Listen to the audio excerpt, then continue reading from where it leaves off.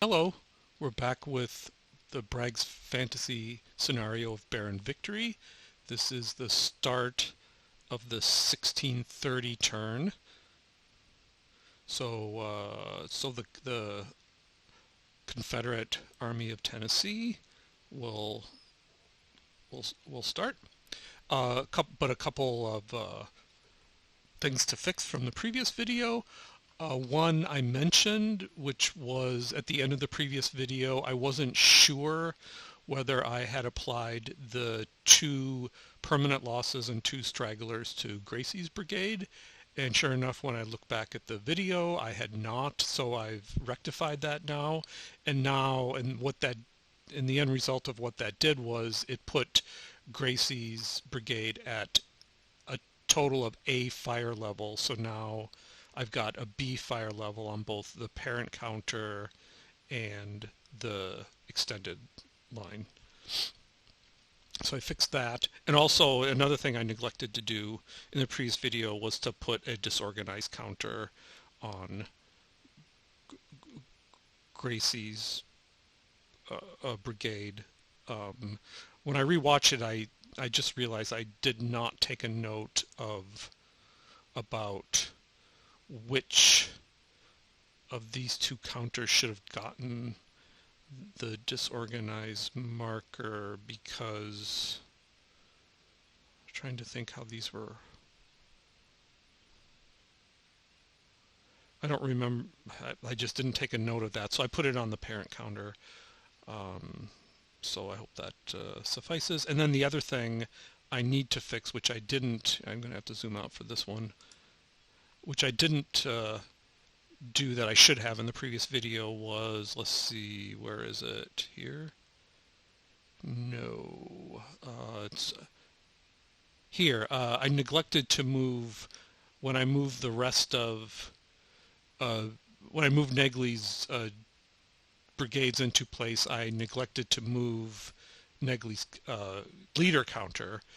Negley's under divisional orders, so he's not obligated to stack with one of his brigades. And I don't think, did I? Let me look at my order chart for the Union side, because I don't remember whether I specified a bolt down location for Negley's. For Negley the leader, I didn't. I probably should have. But anyways, so what I will do is I will,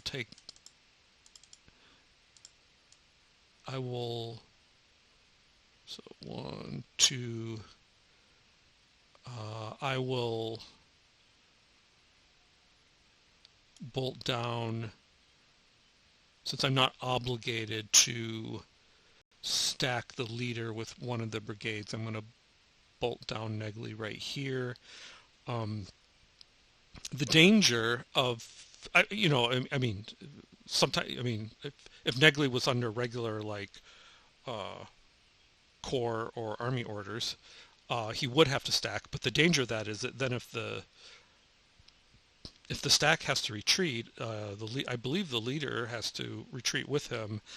But then, of course, that will pull the leader back, and then the remaining units will be out of command range, and then that would have to be rectified somehow in the next movement phase, because if a brigade, and say a brigade is out of command range of its divisional leader, the next opportunity it has to move, it is obligated to move to place itself back in command range. So, but anyway, so I will bolt down Negley here. Of course, one of Negley's, I think this one, yeah, Sirwell routed in the previous turn. So he's obviously out of command range, but he's obligated to do that, and he won't be able to return to command range until he is able to get out of routed status. So I think that's everything we needed to fix from the previous video. So let's go to our sequence of play. So does Bragg want to issue any new orders? Uh, Stewart's division is still under its original orders to assault Van Cleve's division and, take over possession of this portion of the Lafayette Road. It would take forever for a leader to get here from here. Well, not forever, but it would take a while for a leader to get here. Probably just more efficient if I wanted a change of orders to roll for initiative for Stewart and a couple later on in the command phase. But I think, just as I think I want Stewart to continue to operate. I want Stewart's division to continue to operate under those orders. So I'm not going to change those orders. Of course, Johnson's division, consisting of these three counters here, they're under orders to basically to take the road if they can. I don't want to change those orders. And Buckner's Corps, and there's just one division of it. I think it's the leader's was actually located with Gracie Preston.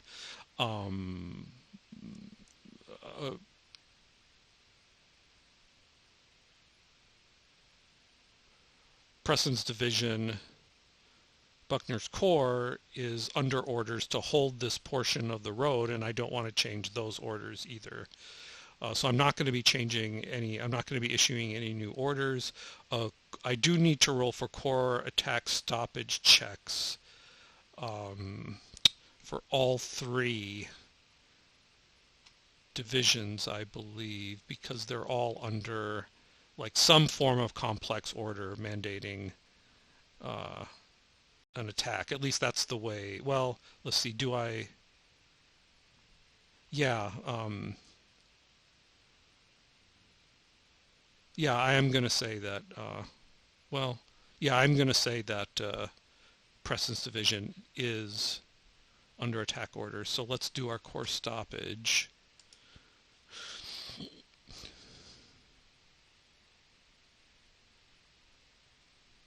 Let's see. So orders in command. It's not the first time I've struggled to find Corps stoppage. Is it? There it is. All right. So let's go from north to south. So Stewart has three. So we think of Stewart's under divisional orders. So he's like a corps with one division.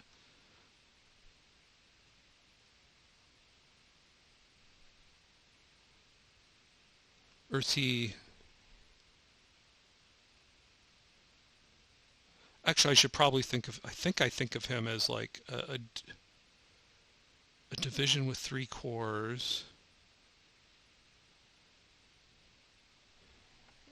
All right, I'm uncertain here, so I'm just going to make sure I do this right. So find the Corps stoppage rules here.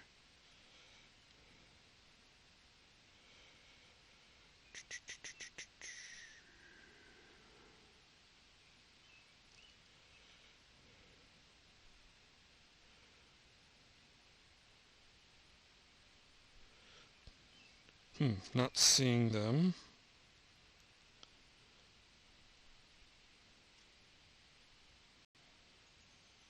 I think they'd have their own little chapter here.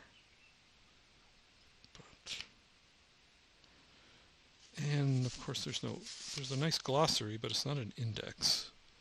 I should turn it into an index one of these days. But anyways, where are the Corps stoppage rules? There, 10.3.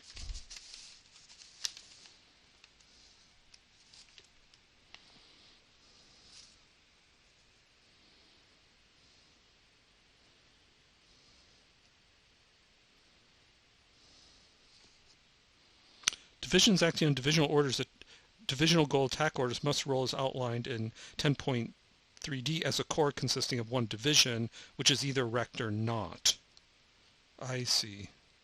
So the question is, has Stuart's division achieved wrecked status? We need to check the loss chart for that.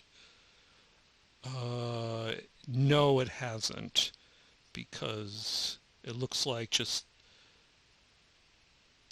all three brigades need to be wrecked for the division as a whole to be considered wrecked. That's certainly not true for all the divisions, but it is for Stuart. So we do this with one. So we do a 1 and a 0 here. So that puts us on the 1 table. And then the leader rating is 4.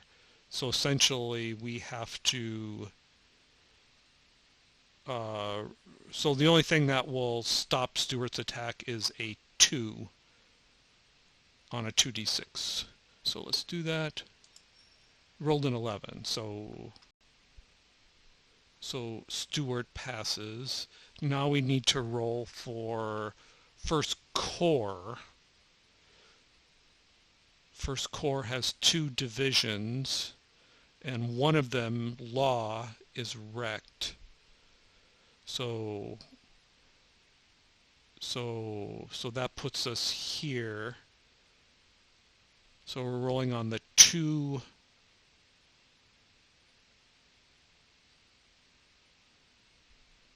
column here. Oh boy. And then,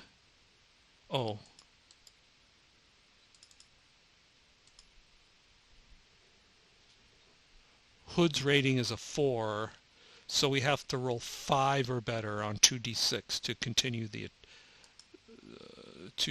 for First Corps to continue the attack. And we rolled an 11, so Hood's Corps is good. Now we're rolling for Buckner's Corps.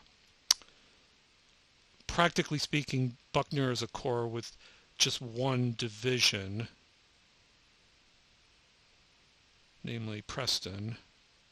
And Preston is, pretty sure he's not wrecked, but let's just make sure. Preston is not wrecked.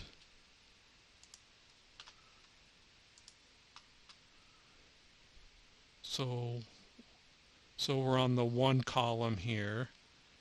But Buckner rating is 1.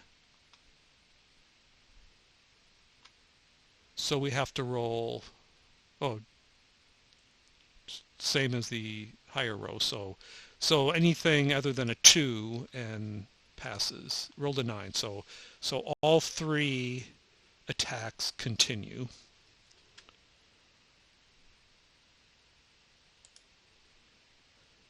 Initiative. I've decided I don't want to roll initiative for Stuart. Stuart will continue the attack. No orders are in delay reduction, and there's no new orders that have arrived this turn. So we're done with the command phase. Now we progress to the movement and close combat phase. There's no straggler recovery to be done. So we immediately go to movement and close combat. So I've been putting some thought into this. Let's consider Stuart's division first. Clayton's brigade and Bates' brigade are both wrecked. So their ability to, they can't, there's no point in having them close combat. They'd never survive. They'd never pass, as it were, the morale check, or be very unlikely. They'd be rolling on the very bottom row of the table. I guess we could if we're desperate. So, in an ideal world, I'd actually like to pull these wrecked brigades off the line, right, and continue the attack. I as Stuart with my remaining brigade, Brown, which is actually in pretty good shape. So what I've decided to do as Stuart is to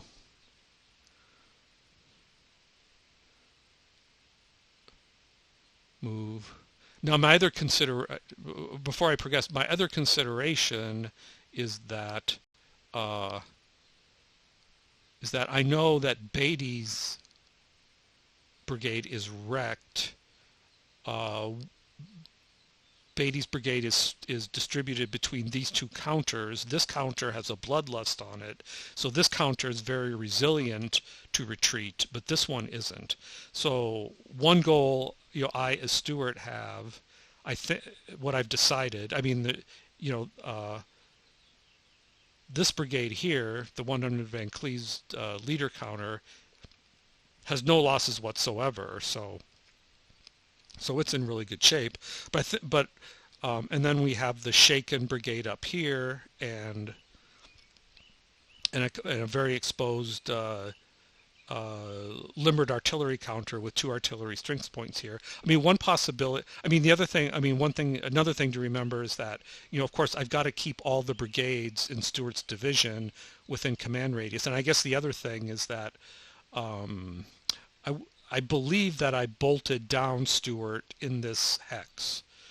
So I'm not allowed to move him, which doesn't really allow me to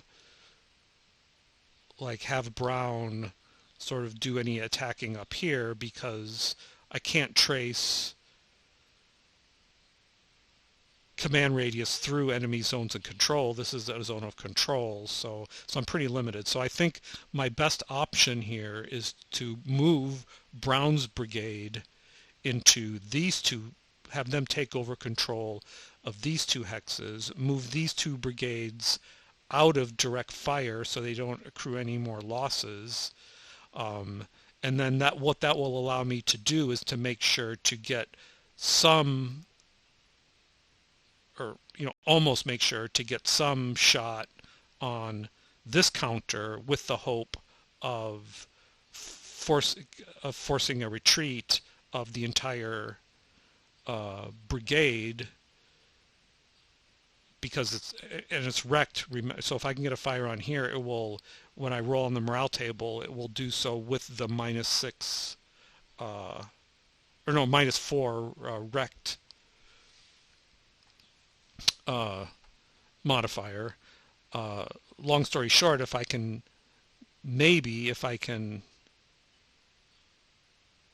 push Beatty's brigade off of these hexes, that will then expose the artillery in this hex, and then Van Cleve might have enough movement points it wouldn't be able to go here because this would be an enemy, because this would be a Confederate zone. But it's not a perfect plan, but I think it's the best I'm going to be able to do. So that's what I'm going to do. So first, I'm going to move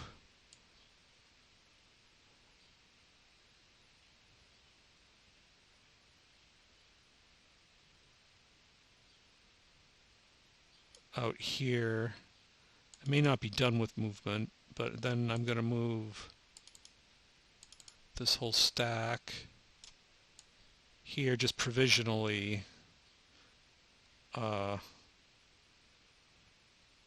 And then we'll very quickly, so 2, 4, 6, 2, 4, 6. Whoops, I did one thing. Oh no, that's right. Just want to get the leader counter on top so I can see it. And then, so each of these have 4 more movement points. I think we'll just move them up here and up here to give some flanking support here. Now let's think about facing. I think I've got my facing the way I want. So both of these counters, their main frontal hexa. Well, let's see. Actually, I will spin this one this way. So the frontal hex side counters for this, or hex sides for this counter here, here, and then the frontal hex side counters for this counter are here, here. All right. And then I think I've got the facing for these the way I want them. Yes, I definitely do. All right, then I can maybe just pull this up here. All right, so that's my movement.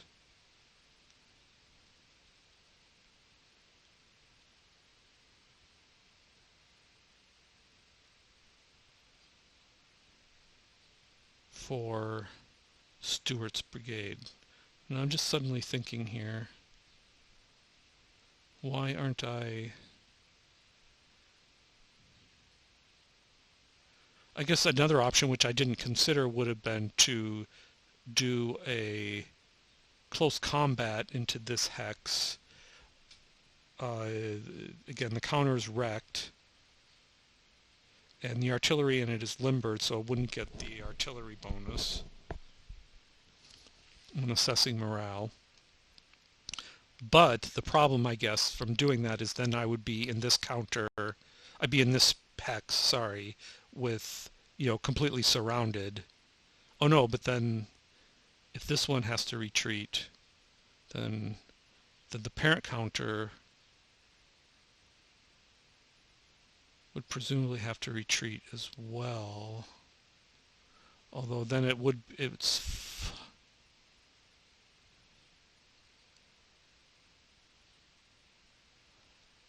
maybe that's what I should be doing.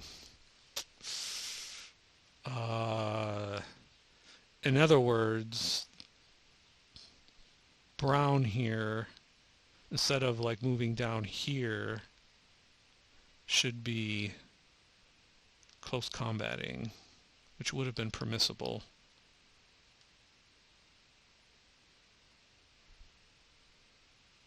Maybe that's the way to go. Although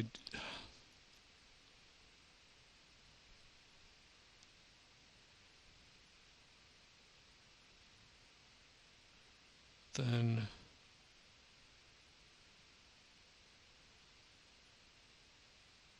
all right, let me back this up.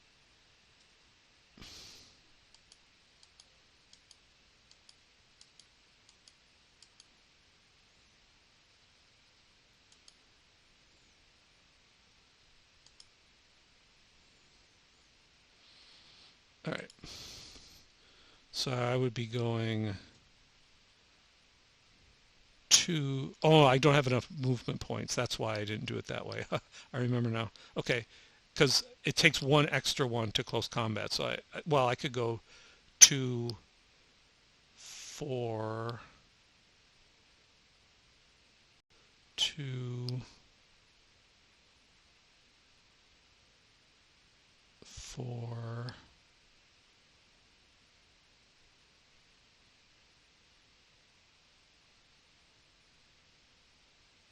then 2, 4, 6.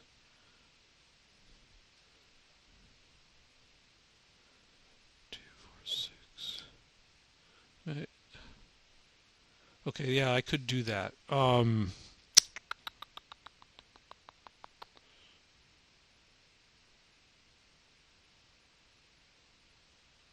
going to check one rule about movement and facing before I proceed. My question is movement allowed through any frontal hex side? I'm pretty sure it is, but but that will make a difference as to my facing.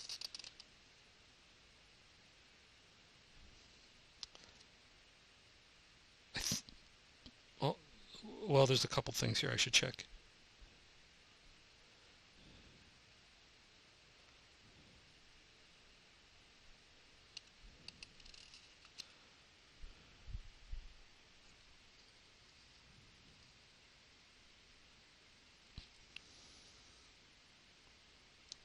Doesn't say. The other question I have is, am I allowed to change? Am I allowed a facing change? I think I'm allowed a facing change. Yeah, wait, I'm allowed a facing change at the end of close combat. My concern is that if I close combat in here and successful, I don't want to expose myself to a flank shot. Now, of course, there's artillery here. So if I'm successful, but then that artillery will not be covered by infantry if there's a retreat by the brigade, by Beatty's brigade, and then I would be able to fire on that artillery directly with my infantry in the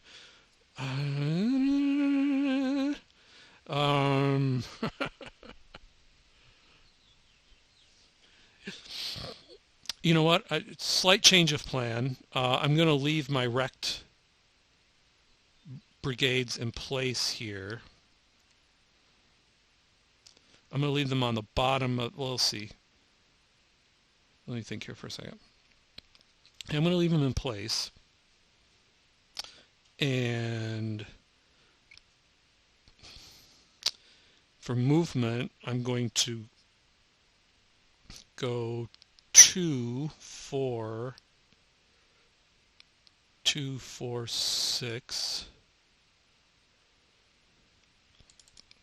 Let me bring my leader to the top. And then he's going to go, I'm just going to say he can go 2, 4, and initiate a close combat, with his frontal hex sides being here. Even if, the thing is, after the close combat, I mean, assuming that is successful, I am allowed a facing change afterwards. So, yeah, I'm going to go ahead and do it. So, okay, so let's do a close combat here. So, C morale level, not great. It's a risk. And, oops. And Barnes here starts at B, but wrecked. Okay, we'll see what happens.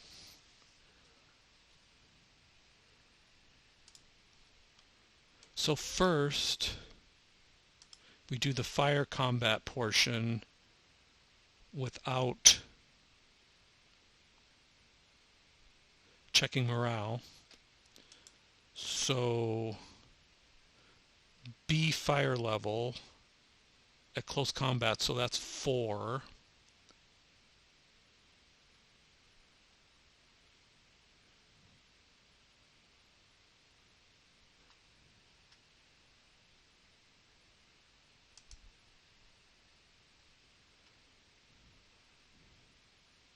So we're on the 3 to 4 column. We rolled a 6. That's a half. Round up to 1 permanent loss. And a straggle roll of 4. On a C morale is 1. So Brown takes 1 loss, 1 straggler. And we're ignoring morale for now.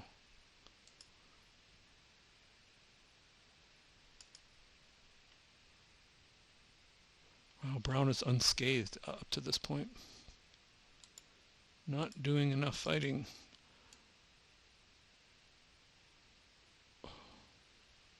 So 1 loss,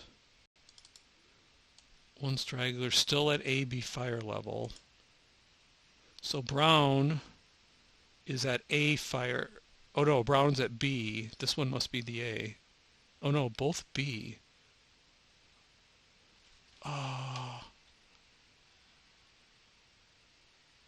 Oh no, this B attaches to Clayton. Yeah, the B attaches to Clayton, so, but Brown is firing at B fire level. So it's going to be rolling on the 3 to 4 column just as before. Roll a 10. So 1.5. Round up to 2 permanent. And a 3 straggler roll. So we're on the severe chart here. Sorry, B morale, but rolled a 3. So 2 permanent, 1 straggler for Beatty. Too bad we can't use that morale roll.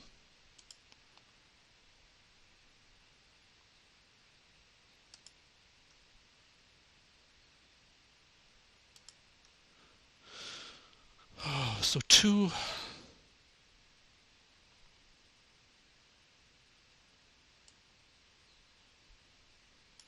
So we gotta make, whoops, gotta make room for two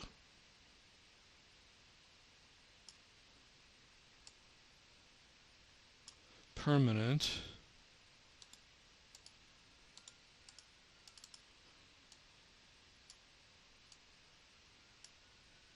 And then an additional straggler.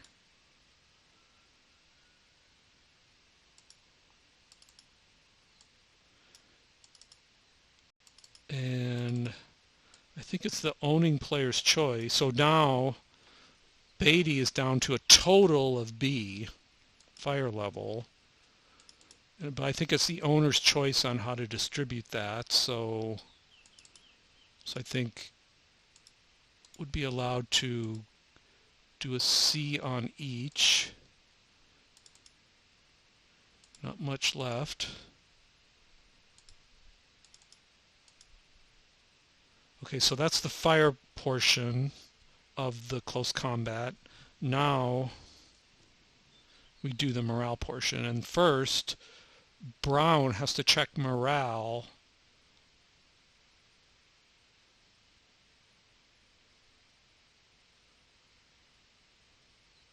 at -6. And we said Brown starts as a C. So, and Brown has no modifiers here. It's not wrecked, it's not shaken, it's not under low ammo. So it's just a -6 on the C, so 65. Bad news for the Army of Tennessee, 65. So 1, 2, 3, 4, 5, 6, 65. Routed back to straggle 3. Oh!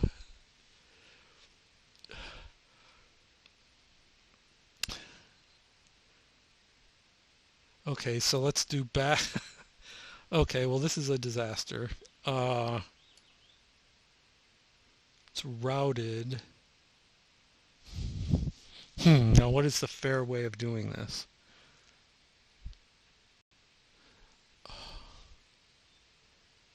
Does it have to route through Clayton? I mean, it entered from this hex. So I'm going to say he gets to go 1, 2, 3.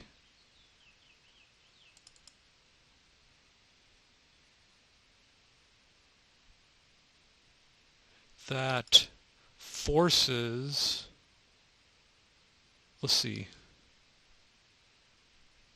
No, I don't think, I was going to say it forces a retreat. No, what am I saying? No, it doesn't force a retreat. Oh, no, wait, yeah, because this is an extended line. So that it does force a retreat of the extended counter here to go back 1, because he has to stay adjacent to the parent counter. And make sure I don't forget stuff like I did last time. He's routed.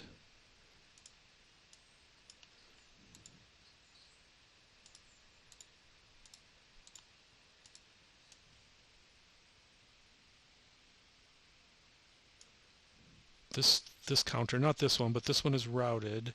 And then we have to add 3 more stragglers to Brown.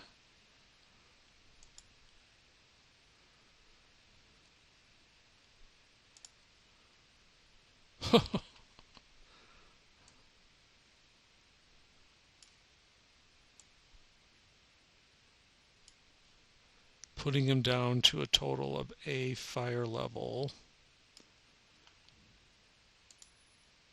So, and since this is a B, oh wait, no, this was the B. Wait,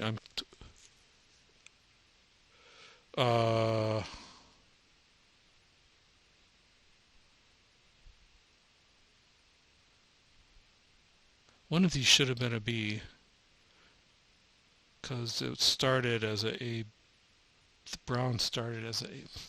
How did I screw this up? I'm pretty sure that B also... There should be a B also on Clayton. Well, let me just check the loss chart here. I could be wrong about that, I guess.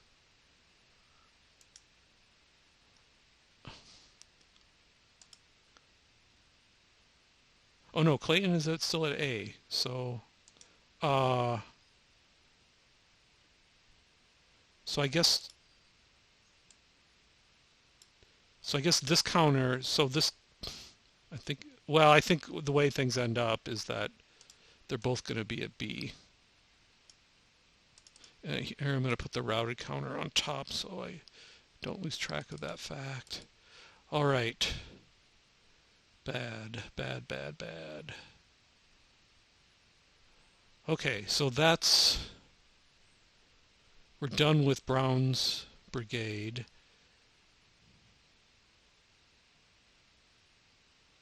Movement. These two, I mean, I could move them, but I guess we're going to keep them in place and hope to God that they hold. We'll see what happens. So I'm not going to move these two brigades here, I guess. And obviously, I guess I should add that this counter here does not have to check morale because the close combat attacking unit was thrown out of the hex, so it doesn't even have to check morale. All right. So now we're down to the movement phase down here.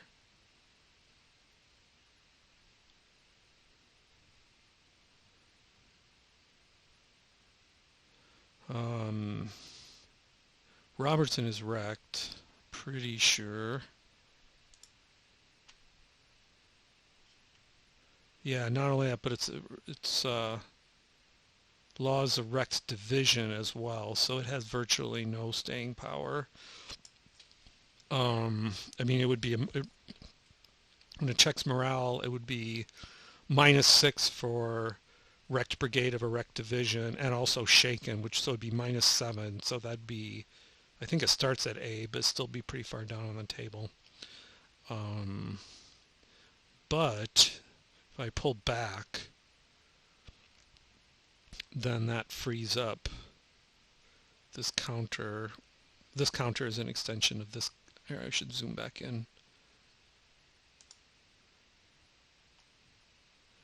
This counter is an extension of this counter, but I certainly think the realistic thing to do would be for Robertson to move back at least one space so it can't be the object of any more fire. So it will hold there. And I do have to try to do something to protect my core HQ, because if it gets overrun by the enemy, then the whole core has to retreat, do an emergency retreat. And, Negley right now does not have orders to attack the core, but that's something that the Union player can certainly think about potentially in the next turn if it wanted to try that. So we're done with Law's division. I guess technically this counter does have line of sight into this hex because this is not a woods hex, but it is at range 2 B fire level. I'm just going to leave them like this. Now I have artillery here, here, and here. We're considering what used to be Johnson's division. I mean, I could advance the infantry, but then that blocks line of sight for the artillery. That's the problem.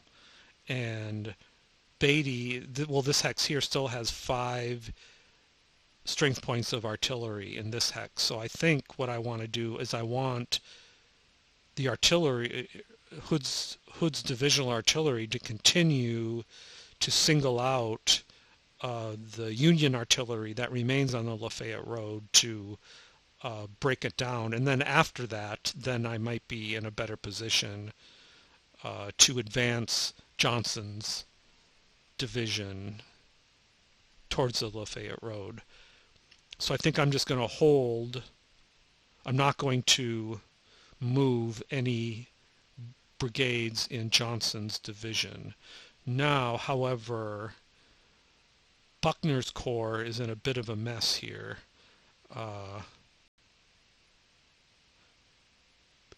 Gracie's brigade, spread out over these two counters, is directly in the line of fire here. Now Gracie's, well, stacked here is also 5 units of B Corps artillery that would be awfully nice to contribute to the battle, even if Gracie's brigade is at least partially disorganized. And I was doing some thinking before I started the video. So what I've decided to do, long story short, well, some other things to consider. Right now, the flank of Buckner's corps is totally exposed here. There's no units in between Buell's brigade and the corps headquarters. So I need to do something about that. Of course, well, I'm going to talk more about the orders that 20th and 21st Corps are under and what they can do in their next turn when that time comes. I as the, just playing as the Confederate player, one thing I would not know, one piece of hidden information in a, a two-person game would be the orders that the enemy army is operating under. That's one reason why this system requires a lot of trust between the two players, because I as the Confederate player need to trust that the Union player is going to move his pieces in accordance with the orders that his units have. But more on that in a later video. What I've decided to do, well, one more thing. The other thing I need to worry about is, of course, these two, is Kelly's brigade here is in an awfully exposed position. It could potentially get outflanked here. There's a whole nother brigade here, Brigade of Sheridan's division, that could come and outflank Kelly. So I need to potentially do something about that. So what I've decided to do is pretty creative, I think, but it is allowed under the rules. So first thing I'm going to do is, so Triggs is at AB fire level, so I'm going to create 2 extensions and then put B fire level in each of the 3 counters that will then represent Triggs brigade. So first let me do the extended line markers.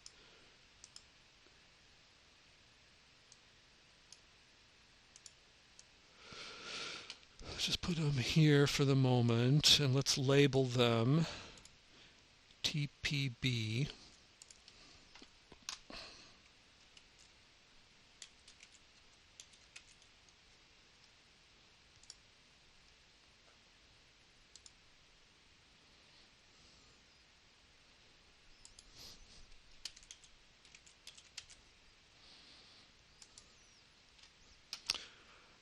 They're technically starting, of course, in this hex here, but let's also, and then we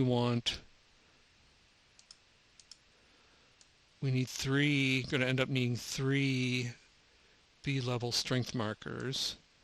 And so what we're going to do is we'll put,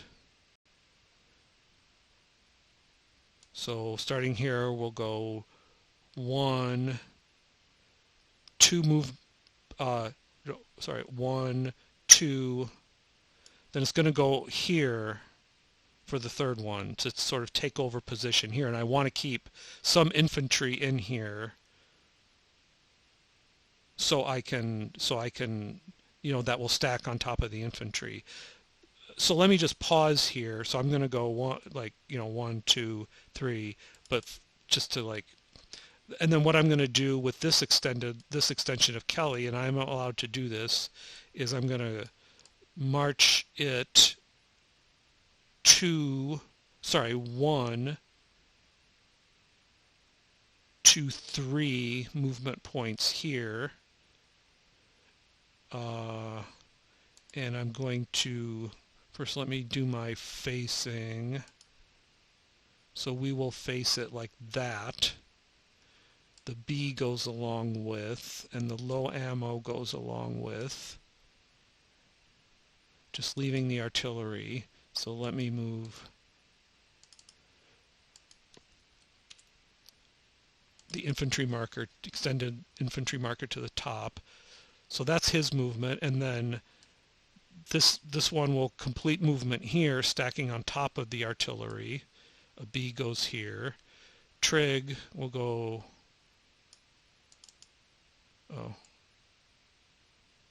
1, 2, change facing to here, and a B will go here. We'll just get rid of this. And then this one will go 2, 4, I guess. How did I?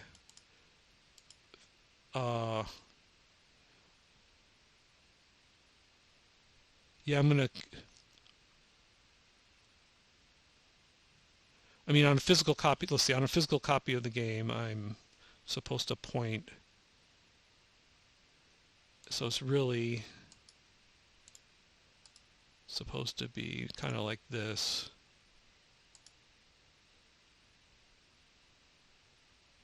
Here, I'm going to move him to the top of the stack,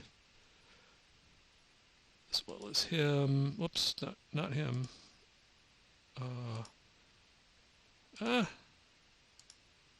Him. And then, yeah. So, and we'll understand his facing to be here, here, here, and the other extended counters facing to be here, here, here, and then obviously this one is here, here, here. Okay, so we've moved here, and then finally we need to do something, we don't have to, we can do something with Gracie's brigade. Now what I've decided to do, I mean, one possibility is I could just keep the counter here, unlimber the artillery, and then just take up a position here, and then. But the downside of that is if I unlimber the artillery here, it takes opportunity fire from any unit that's within has line of sight. So it would be just this hex, I believe, but this would have a fire level and 5 units of artillery, so that would be a lot of opportunity fire on that artillery. So what I've decided to do instead is I'm just going to move the entire stack 1. Again, the artillery in the hex is already limbered, so it can just go 1. Move here. And then I'm just going to combine. I'm going to de-extend. Essentially, I'm de-extending Gracie's. So that will. So let me get rid of both. Both strength level markers, because it's going to end up being a fire level.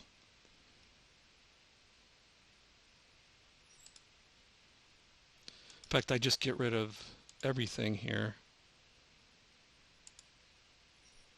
And I even get rid of the shaken. So what I end up with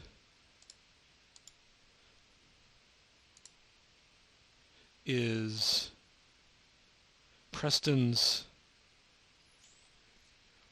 leader counter, which will stay on top, and then the next, and then and then Gracie at a fire level stacked on top of the, oh, and then I can unlimber the artillery for so 1, so then 3 more movement points puts it at 4, so that's fine. And since it's 3 hexes away from any enemy unit in line of sight, it does not take opportunity fire. It's 2 or opportunity fire is 2 or less. So it unlimbers. Let me just check my facing here. It is the way I want it. However, I'm going to move the leader on top, but Gracie's brigade continues to be disorganized. So if it is fired upon, it will assess morale with disorganized status. Now let me just, one last thing I should do is just verify that all of Preston's brigades are within command radius. And I believe they are. 1, 2, 3, yep. So I think this is not great because, of course, it's a bit of issue with... Oh, wait, you know what? I can probably do a better job of... Yeah, I should. I'm just going to spin this. That's the wrong direction.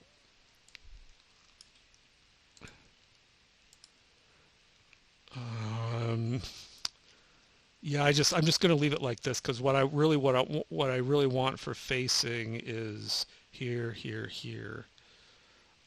Because fire from here would go through. It's close, but I judge it would go through this hex side, so that would not be a flank shot. Of course, okay, so that's how I'm going to do it. So facing here, here, here, and here, here, here.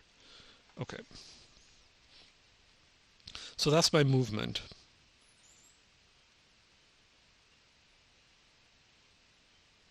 For the Army of Tennessee, and I'm just going to zoom back out just to make sure I did not. This can go. Wait. Oh, oh yeah, this needs to go here. Okay, don't want to forget that. So I've got B's on all of these. I don't want to cheat. And I've got a B here and a B here. This is an A, right. All right, so that's the end of the movement and close combat phase. So I'm going to stop the video here, and in the next video, I will do the fire combat phase. First, the Union will perform its non-phasing fire, and then the Army of Tennessee will perform its phasing fire. So thank you for watching, and I'll see you in the next video.